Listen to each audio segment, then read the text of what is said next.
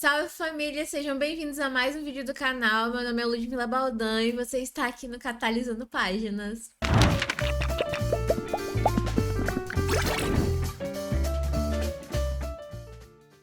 No vídeo de hoje a gente vai falar sobre uma coisa que a princípio eu tinha bastante preconceito, mesmo sendo cria de Maurício de Souza, que são as HQs, né? Quando eu era criança eu lia bastante gibi, bastante histórias em quadrinhos, de super-heróis, de Zé Carioca, Tio Patinhas, de Turma da Mônica, é claro. E depois que eu cresci, eu não mantive o hábito de ler quadrinhos, porque na minha cabeça quadrinhos era apenas conteúdos mais bobinhos, infantis e essas coisas. E como muitas coisas nessa vida, eu estava completamente errada. Até que aconteceu de uns anos atrás, acho que 1 ou 2 anos atrás, me deparei com uma HQ que eu tive muito interesse de ler por causa de uma sinopse que eu vi, uma resenha, não vou lembrar de quando. Eu fui atrás dessa HQ e ela estava esgotada. Ela estava completamente esgotada na Amazon, em todas as lojas possíveis. Eu fui procurar então em lojas usadas, lojas que vendem coisas usadas. Então eu fui pra Shopee e quando eu cheguei na Shopee eu encontrei e o vendedor ele era da minha cidade. Nos tornamos amigos e dentro dessa amizade ele me inseriu em um grupo lá do Espírito Santo que vende e trocam HQs. E a partir daí eu descobri uma nova paixão, um novo hobby, e eu queria vir falar para vocês sobre o que me encantou novamente nas HQs. Esse grupo, eles leem muito HQs de super-heróis. Eu gosto muito, eu sou uma otaku assumida, como vocês podem ver aqui com a minha camiseta do Naruto, entendeu? Akatsuki, na verdade, mas tudo bem. Eu gosto muito de mangás e HQs no geral, só que eu sentia que eu precisava de algo a mais, um motivo para tornar esse gosto um hobby mesmo, um hábito de leitura e ter sempre na minha vida. Lendo essa HQ que eu consegui desse meu amigo, eu descobri a força que uma história em quadrinho tem e como ela tem uma potência de narrativa incrível e para todos os gostos possíveis, inclusive para mim. No meu caso, eu me identifiquei muito com as HQs baseadas em histórias reais, ou HQs que trazem uma narrativa quase que não ficcional, ou se dentro da ficção que fazem refletir sobre a vida, sobre ser, sobre existir. Dentro desse estilo literário eu descobri muitos títulos incríveis e eu queria compartilhar com vocês alguns 5 HQs que para mim, assim, mudaram a minha percepção, a minha visão sobre HQs e sobre esse prazer novo que é esse universo dos quadrinhos. É claro, gente, esse é um gosto pessoal meu. Eu gosto de HQs que trazem assuntos mais sérios, que através deles eu consigo discutir e aprender sobre problemas reais do mundo. Mas se você gosta de HQ para se divertir, HQs de super-heróis, de Turma da Mônica, isso não é um problema nenhum, porque é muito, muito legal. Eu amo. Desse estilo, assim, eu prefiro um pouco mais os mangás, porque eu amo animes, então eu acabo lendo um pouco mais de mangás do que histórias em quadrinhos que eu digo de super-heróis, tipo Superman, ou sei lá, Mulher Maravilha, essas coisas. Então, desse tipo, pra poder se divertir mais, eu prefiro os mangás. Só que nas HQs eu me encontrei nesse estilo, como eu falei, que traz temas um pouco mais sérios. E aí eu quero trazer 5 títulos para vocês. O primeiro foi esse que me fez ter o contato com a HQ depois de velha, que se chama Grama. Eu tenho essa HQ, tá lá no Espírito Santo, infelizmente não está aqui na minha casa, mas eu vou deixar uma fotinha aqui para vocês. É uma HQ que me fez ter contato com uma história real, que é a história da Lee Ok-san. Ela foi uma criança sequestrada pelo exército japonês na Segunda Guerra Mundial. Nessa HQ, então, a gente vai acompanhar a história dela desde a infância até a fase dela de idosa, onde ela está dando essa entrevista para autora, né, que é a... não vou lembrar o nome dela. Ela faz perguntas sobre diferentes tempos, né? Ela vai fazendo entrevista com a Ok-san. Ela vai perguntando como é que foi, como é que era essa experiência. Essas mulheres que foram sequestradas, essas crianças e adolescentes que foram sequestradas pelo exército japonês, elas são chamadas de mulheres de conforto. Lá elas serviam como escravas sexuais para o exército. Então, na HQ, a gente vai acompanhar desde da pobreza da família, desde a família toda unida até o sequestro dela, a primeira vez que ela teve a relação e como é que funcionava todo esse sistema ali, onde ela ficava presa, né? Como é que funcionava a questão de doenças sexuais, a questão de gravidez, a questão de esperança e liberdade, de como funcionava todo esse sistema. É uma HQ muito triste. O relato dela da primeira relação, né? Do primeiro abuso, né? A primeira violência. Não vou falar relação, não. A primeira violência dela é silenciosa dentro da HQ, porque como é ilustrado, é de uma dor, são páginas de dor que foi uma das. Foi a primeira vez que eu li uma HQ depois de adulta e foi a primeira de cara que me fez chorar. Logo depois que eu li Grama, eu li Herdeiras do Mar, que trata o mesmo assunto. Por que que eu falei que eu gostei muito desse estilo de HQ? Que traz histórias um pouco mais reais. Porque eu não fazia ideia que isso tinha acontecido, que o exército japonês tinha invadido a Coreia do Sul. Eu não fazia ideia sobre as mulheres de conforto como ficaram conhecidas, né? Eu não fazia ideia de como tudo isso tinha surgido. E foi através de uma HQ, de uma história em quadrinho, que as pessoas não dão nada por elas, que eu aprendi sobre isso, que eu passei a pesquisar sobre isso e que veio ao meu conhecimento. Então eu deixo essa indicação para vocês, tanto de Herdeiras do Mar quanto dessa HQ, mas já deixo um alerta de gatilho que é muito, muito pesado. Eu não tenho a HQ aqui, como eu falei, né? Eu deixei a fotinha, mas esse daqui, se eu não me engano, é da mesma autora. Ela também tem uma jacket, né? No caso, é uma jacket amarela. E dentro também tem uma ilustração branca, assim. Só que é da OK Sun, desse mesmo estilo, a mesma lombada, mesmo estilo gráfico, né?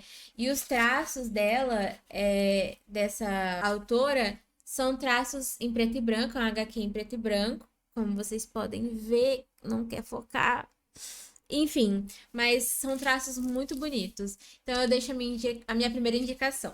A minha segunda indicação é a trilogia A Odisseia de Hakim, do Fabien Tolmé. Essa daqui é uma trilogia, onde a gente tem, então, da Síria à Turquia. Nós temos o segundo volume, que é da Turquia à Grécia.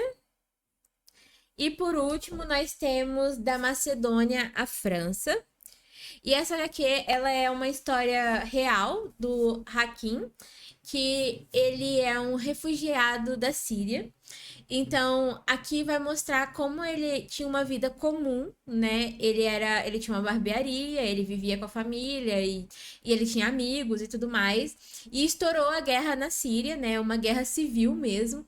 E quando tem uma guerra civil, nós temos lados, né? Então, aqui mostra que muitos dos amigos deles tomaram alguns lados e esses amigos desapareceram, foram sequestrados, né? A parte militar aqui é muito, muito agressiva. E aí, então, mostra o Hakim, ele abandonando tudo e fugindo, então, da Síria e tentando se reencontrar de alguma forma no mundo. E aí ele visita vários países da Europa, ele encontra famílias diferentes e essa HQ, ela me fez pensar muito sobre como muito se fala sobre refugiados, mas pouco se sabe sobre o sofrimento que é você largar o seu emprego, sua família, seus amigos e abandonar tudo para tentar recomeçar e às vezes não dá certo e você sentir que você não pertence ao lugar que você chegou. Enfim, bom, a minha terceira indicação para vocês então é Palestina na faixa de Gaza. Aqui o Joe Sacco, eu não sei se fala assim o nome dele, Joe Sacco, ele é um jornalista e ele vai então passar 2 meses na faixa de Gaza da Cisjordânia, se eu não me engano, no início dos anos 90. Eu estou com a minha colinha aqui, tá, gente? É porque tem detalhes que eu não lembro, né? E aqui ele vai entrevistar várias pessoas que estão na faixa de Gaza sobre como é viver entre conflitos, entre guerras. É sobre os abusos, sobre as violências, sobre as dificuldades de sobreviver ali nesses ambientes. E é muito intenso, é muito triste. Novamente, essas histórias são histórias reais, são histórias que a gente acompanha, né, ao longo dos jornais, ainda mais nessa guerra que teve aí, né, que está tendo até agora. Então, são HQs que nos fazem pensar sobre o mundo e como existe muito sofrimento, e a gente aqui nessa zona de paz, tranquilo, de privilégios, de tranquilidade aqui no Brasil, por exemplo, tá suscetível a qualquer tipo de caos que pode acontecer. É uma HQ que eu indico bastante pra vocês. Todas deles são muito legais e são todas muito verídicas, já que ele é um quadrinista jornalista. Ela é toda em preto e branco. Os diálogos, eles são um pouco maiores, né? E ela é muito, muito, muito legal. Essa é a minha terceira indicação, exatamente. A minha quarta indicação é uma HQ de ficção, ao invés de não ficção, como todas as três que eu mostrei agora. E ela é uma HQ brasileira, que é Tungstênio. Eu, química, não conseguindo falar o nome do elemento, né? Tungstênio, do Marcelo Quintanilha.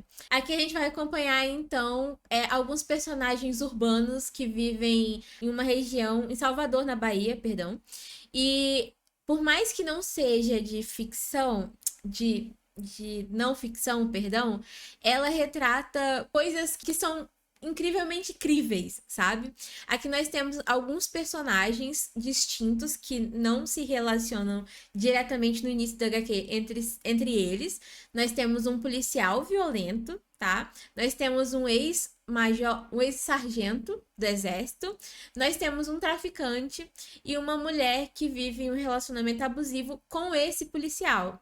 As histórias vão se cruzando uma com a outra, né? O traficante conhece o ex-sargento, tem uma relação depois com o policial, e você vai vendo que mesmo sendo cenários separados de cada uma dessas pessoas, elas vão se entrelaçando de uma forma tão nua e crua que reflete a violência no Brasil, reflete, como eu falei, a milícia no Brasil, a violência doméstica aqui, a nossa tentativa de fuga de um relacionamento abusivo. Essa HQ, ela gerou um filme, Tungstênio, e eu indico pra vocês também, é brasileira, é bem legal. Toda vez que eu falo que é legal a HQ, né, não a história pesada em si, né. É uma HQ também em preto e branco, né.